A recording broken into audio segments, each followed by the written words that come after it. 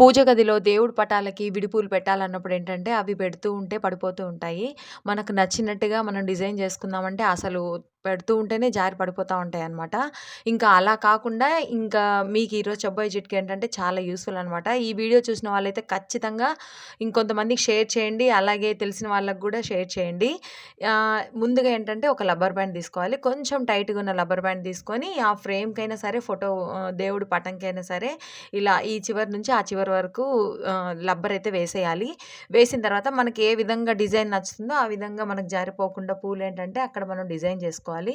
2 steps కావాలంటే గూడా ఇంకొక దాన్ని కొంచెం రబ్బర్‌ని కిందకి గాని ఇంకొక రబ్బర్ ఏసుకున్నా గూడా 2 స్టెప్స్ వేసుకోవచ్చనమాట. నచ్చినట్టుగా పెట్టుకోవచ్చు. మనం తీసేంత వరకు పూలైతే కింద పడవు. చాలా నీట్‌గా ఉంటాయి. చూసేదానికి చాలా అందంగా ఉంటాయి.